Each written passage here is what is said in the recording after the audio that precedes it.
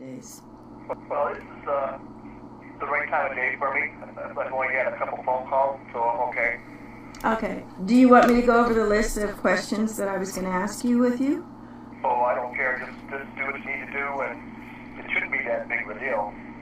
Well, I just wanted to make sure I don't bring up anything you're uncomfortable with, because just like we were speaking yesterday about how retaliatory they can be, and you know, if you say anything, how nasty they get. So, Well, just you know, who knows? They blame me for everything around here, anyways. Or they probably blame everybody for everything around here. Is the way they treat everybody. yeah, You know, everything that goes wrong or isn't, it's everybody's fault, but the people who are responsible. That's always with them. You know, when the radon thing came out, they were, you know, accusing Maureen of trying to figure out who's helping her and instead of figuring out how to solve the problem. They were being accusatory. Yeah, and I also heard them the other day speaking to someone. I don't know if it was a city official, because, you know, my apartment's right next door to the office. So when I walk out my door for any reason, I'm standing right in front of the office. Oh, yeah. And they were talking to some authority person, or it might have been a news person, I'm not sure. But she was lying her butt off, saying that I was over-exaggerating the whole situation, that it was about the tenants' deaths, you know, how many people have died here and how many people are sick, how many people have contracted cancer since we've moved here. And she was just lying her butt off. And I was heading somewhere, so I just kept walking, but it's so disturbing, the lengths that they're willing to go to try to continue to lie about the situation instead of just doing something about it. Well, see, the thing is, 2 years ago, because the mold in my apartment has been mega for 2 years straight. And they took pictures. They came in here, took pictures of everything. Some of the pictures that I have that I've been showing to the authorities, she took herself. And the ones with the huge, because I've been hemorrhaging, that's my body's responding to the mold and stuff. Some of the huge hemorrhages, every time I would have them, I would go into the office and show them to her. Some of the photos she took. So to turn right around and claim and act like she has no knowledge of it and it doesn't exist, don't you know that all photographs have embedded data in them? It will tell exactly what cell phone those photos were taken off of, and it's easy enough to trace who was the owner. Well, it's funny, when I moved here, I told them in a note that I could smell the mold here in the community center and on the first floor. They just did a mold check in my apartment. they didn't even try to go where I told them. One of the guys in my room, I was sick with pneumonia. I was in bed. And they were in my room for 20 minutes doing this check. I said, it's not even in my room. Why would you even be doing the test here? Yeah, completely different building and 2 stories up. Well, he said he wasn't allowed to test where I said this mold was. That's because they might find something, so the company's not letting them. Because you know that community room and my apartment share the same wall. So if there's mold... They would find something because I'm allergic to it, and I wouldn't have made it up. I didn't make it up. I didn't even know you had a problem. Yeah, that's something we need... I didn't know it was you that your, situation. I thought it was more by the laundry room. Yeah, and that's something else we need to bring up, is the fact that when you were saying that you were smelling it and requesting testing, is that you didn't know. You and I have never had this conversation before a week ago. Well, yeah, we didn't. We've never... I didn't even know that any of this stuff of your situation until maybe a month ago. I think Maureen said something. But Marlene. I even heard about it until I talked to you that confirmed it. And she just said that, I forget what she said. She said that they're doing testing here or something, and then there's a dispute. Because I guess she had to go to court or something. That's a whole nother issue. I'll tell you about that. The illegal entries to my apartment and stuff constantly being missing, and Steve is the only person who has a key. Well, everybody has that. I used to miss my change for my laundry until I moved it, and I hid it, so he wouldn't take my quarters. Yeah, my laundry money, when I would leave my purse out, money would be missing from my purse. My DVDs would be missing. kind of thing? Yeah, I mean, all kinds, anything small that you could pick up and walk away with. And every tenant here has filed complaints. And then when we got to court about it, they lied and said nobody had filed any complaints, and there has been no complaints. And then I also filed about the way he talks to us, because he's been getting up in my face and being really nasty and yelling at me and over stupid stuff. He told me to throw trash in one trash can because he was about to empty the one that I was about to use. You know, in the front room where we have the snacks that you so wonderfully bring? Well, yeah, there's one by the fridge, and then there's one out in the foyer. Well, it was the one by the fridge because I was sitting having a piece of cake on the plate that, you had brought down, and we always throw the plates in that trash, but he was about to empty that trash, and he didn't want anything sticky or sweet sitting in the trash overnight in that area because he says it causes ants.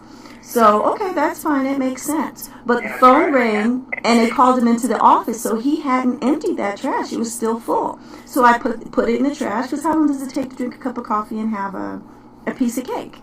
And he comes out yelling at me, and how I don't listen, and all this kind of crap. And I went to my apartment. Then I came out when Susan came, and was talking to Susan, and he comes in there and yelling and fussing at me and everything but cussing, but just really nasty, really, really ugly, screaming at me over putting a fork and a plate in the trash. And right in front of Susan. I left out of her office in tears. And then when I went my apartment for a moment, composed myself, and came back out and told him, you know what? You don't have a right to talk to me or anybody that way. If I had done something horribly, terribly, monstrously wrong, you still don't have that authority to talk to me that way. And I didn't. I just threw a fork and a plate in the trash. And then she lied in court and said that he has a tone. He speaks with a tone. He doesn't speak rudely or nasty or abrupt to us or yell at us. He just has a tone. And I asked her, is this a tone that you want someone to speak to you in? Well, no. And then she lied about what had happened. She said I threw a big bag of kitchen trash in there and it stunk up the room. It was a fork and a plate. And I asked her in court, were you there? Did you see what I put in the trash? Am I the only tenant who throws anything in the trash? No. I said, then why are you even commenting on this when you don't know anything but what Steve told you about what happened before you got there? And then she completely omitted from her statement in court about him yelling at me and screaming at me right in front of her. And so when I questioned her directly on it, she even admitted in court he was yelling, and I left out of her office in tears. That's how bad he was yelling at me over throwing something in the trash can. That's there for us to throw stuff in the trash can. I didn't throw it on the floor. I didn't make a mess. It was ridiculous. But anyway, he likes to bully. He's very much a bully, and he has no business dealing with people with disabilities and vulnerable people because he is a bully. Well, yeah, before I even moved in, he was bragging about sleeping with Maureen, and I would think you're not supposed to sleep with the disabled people. Wow, I didn't know about that one. Not to mention the kids and tell has no class. So I didn't like it before I even moved in. And then, now, that's one of the things I wanted to ask you about before we start officially, is how do you feel about me bringing up the fact that, because I really want to talk about how wonderfully you've been bringing the food and all the different places you bring food to for the disabled and the elderly, but also remember how they made you stop for almost a year because he didn't want to clean up the bread, and he made a fuss over it when all the tenants love the fact that you bring the stuff to us and we all use it. And then how he'll get mad and throw it all away before it's not bad. He just doesn't want it out there. It's a control issue. And he should have no say in those things. And when everybody in the building called a headquarters and wanted the food brought back, then they started letting you bring it back again. But they should have never stopped it in the first place, and he had no right. And I know several times he's gotten up in your face about bringing stuff. And when there was no food for longer periods of time, it's because I had pneumonia and I wasn't able to go get it. So I don't know if that's anything that worked your time. Oh, absolutely. I really want to, first I want to kind of give people an idea of who you are. I want to talk briefly about, the fact that you do the public access programs. And then also the fact that you bring the food. So you're a viable part of community. And I really want to establish that because we're talked to and treated like we're not worth anything anymore. We can't do anything productive anymore because we're disabled. And so I really want to show that you're a classic example of somebody who's doing positive things in the community, major positive things. That ain't no little undertaking. I've been with you when you drove all over town and picked up all this stuff and delivered it to all your different locations, and you paid for it out of your own pocket. That needs to be. That's right. You got stuck with me a few times. No, you know what? That was an honor. I got to be honest. That was an honor to be there with you because that was a major humanitarian thing that goes on here in this town that I think people should know. And the fact that you pay for it out of your own pocket and you're on an oxygen mask and you're disabled and you take more time and effort and care about other people with disabilities and all these able-bodied. We're in a town full of rich people. Let's just put it that way. The spoiled and the elite make up a large portion of Tahoe, and to have someone like you doing what you're doing, I think that's definitely a kudos to you. So I wanted to bring that up, but I also wanted to bring up, some of the difficulties, because I know he's gotten up in your face about bringing the bread and the food and how much you bring. And I've been present when he snapped at you. I've not been around and heard the aftermaths of him talking about it when that's something that should be commended. How are you being negative about something so good? Everybody benefits from it. Everybody loves it. All the tenants, you can ask anybody here. We're very thankful and grateful for it. Although, my waistline, wanted to make sure you wouldn't be uncomfortable with me bringing it up. Oh, no. But unfortunately, my silly brain, when it gets past to something real painful or emotional, it sticks. And his bullying, a lot of occasions, does stick. Just recently, I'm outside doing something. I always avoid them until 3:30, and I had to go in my car for some reason. So he asked if I could put my shower curtain up. I said, well, okay, no big deal. I'll let him come in. So he puts the shower curtain up, and then I have to correct it like usual. So I'm correcting it, no big deal. And he comes back and has the instructions on how to clean the shower curtain. No big deal. Then he decides to go into his bullying routine. And I have like a little stool in my bedroom, and I was sitting on my stool looking through my bag of tapes for some shows that didn't get edited.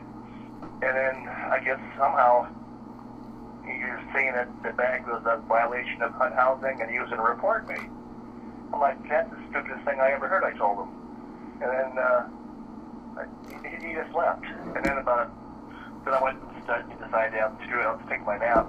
And then she's banging on my door and ringing my doorbell because she wants to complain because I told him he was stupid. But I just don't take it anymore because it's like even a few months ago when I was asking for the results of the mold test.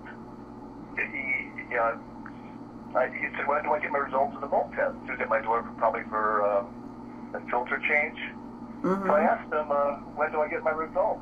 Then, I don't know, a long time ago, maybe over a year. And he said, because he didn't know. I said, well, it's stupid. Why would you do a test and not give out the results? That's just stupid.